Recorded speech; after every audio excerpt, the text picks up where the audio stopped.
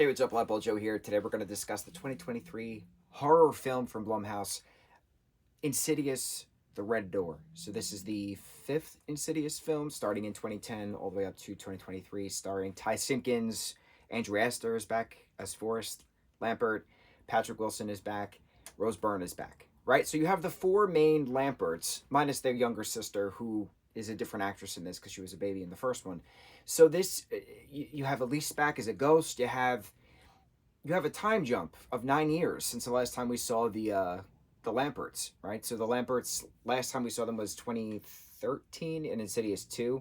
So Ty Simpkins' character of Dalton Lampert, he's in a coma for the majority of the first film, right? But he was astral projecting, he projected too far, and an entity wanted his body, right? That was the premise of the first. So they thought they defeated the entity, and then they go into his mom's house in the second film, into Patrick Wilson's character, who directed this. Patrick Wilson directed this as well, which is pretty cool. So they Josh Lampert's mom, Lorraine, they go to her house in the second film while police are investigating the first film's house's stuff, because stuff happened, right? And so it's a matter of, it's not the house that's being haunted, but the people are being haunted. We get that a lot in the Paranormal Activity franchise. They talk about that a few times. They talk about that in the Poltergeist. It's not the house that's haunted, it's the people that are haunted. But sometimes it's on the flip side. The property is haunted, but then on the other flip side, the person is haunted. So it's interesting how it depends on the franchise, right? Depends on the storytelling of what's actually being haunted. So within the regards to the Dalton family, it's the Daltons that are being haunted.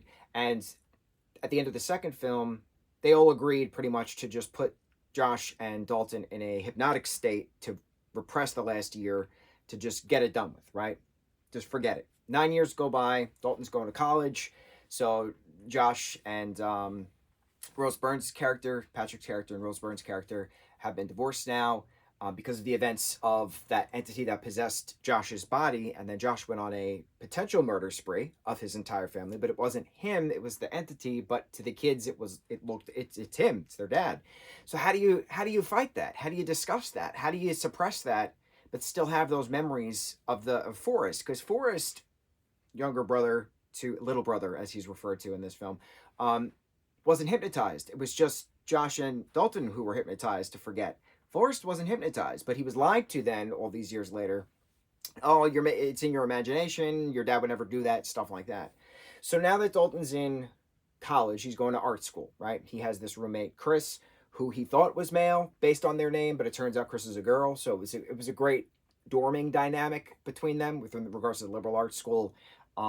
Can they remain roommates? Does she have to transfer? How does this work, right? So it was a good conversation piece. It was a good introduction of a new friend for Dalton, who he could confide in and discuss about what makes them weird, stuff like that.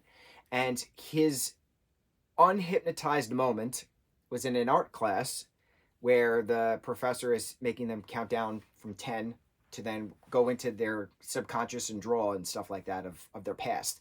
And the curse breaks. Not even a curse, the hypnotism breaks.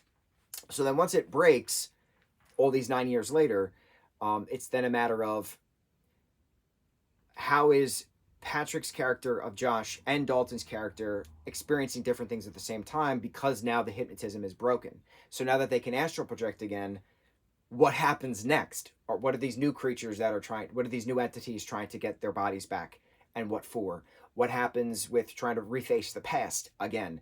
So it's interesting, because then we get more in regards to Josh's dad and how he had this stuff going on, and then he couldn't take it anymore, so he wound up jumping off of the roof of a mental facility back in the 70s.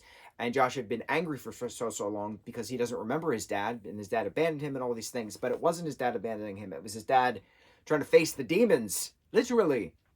So his dad haunting, quote unquote, and then that beautiful moment, and then white light for the two of them in the further, that second plane realm, that other plane realm called the further. That was a beautiful moment. Elise talking to Josh at the end as a ghost. That was a beautiful moment. Them, father and son, having to face the entity yet again. And how do you keep the door sealed? How do you face this thing but keep this door closed? So then it was a matter of teamwork. So it was a matter of Josh having to hold the door back, Dalton going back to his physical body after that other thing possessed it, right? Then that thing went away when Josh came in. And then Dalton had to use the paint to then paint the new picture. This is us. We're going to seal it, but I'm aware that you are the one who saved me the first time. You're always going to take care of me. You're not like your dad. You're better than your dad, kind of a thing. So having the painting then of Josh carrying Dalton with a lantern, very much in the first film, being that new display on the wall, and then the post-credit scene of just the light above the blacked out door now, because it's no longer red, it's now black, because it's done, flickering back on. Alluding to, of course, yet another entry, which doesn't have to happen anytime soon, because this was pitched as a final film, right? But the way that it ends off, this could very much translate into, hypothetically, Chris and Dalton getting together, having a kid 10 years later again. And then now their 10-year-old son, their 10-year-old daughter, their 10-year-old child, doesn't even matter gender, is now experiencing things because the black paint on the door has chipped away and the red is coming through, and that gives that entity enough power to release its dormancy and break through yet again and torment the Lampert family again. So again, you could actually make a sixth installment 10 years later as Dalton as a father and their child. And it doesn't even have to be Chris. It could be Dalton and somebody else's kid, if that's a thing. But that's the cool thing about this type of franchise, is that the possibilities are endless. The third and fourth film were more prequel stuff in regards to Elise. And then you have the fifth film going back to the first and second characters' films. So the sixth inevitable film, 10 years later, you could definitely do this another 10 years later.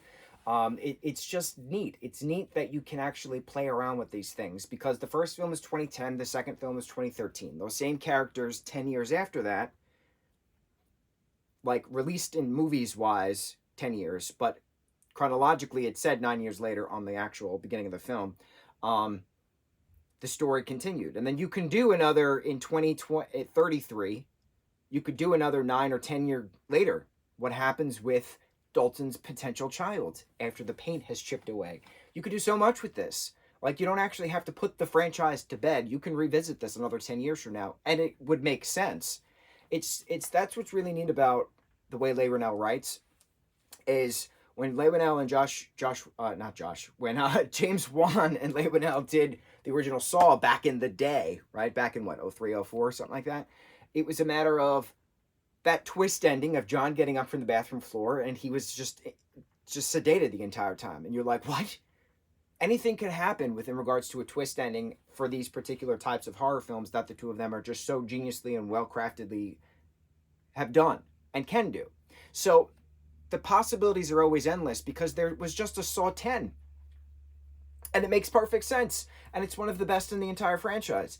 This fifth film in the Insidious franchise, right? It was slow, but it was a beautiful conclusion of these characters' story arc. What happens 10 years later when the hypnosis is tweaked out?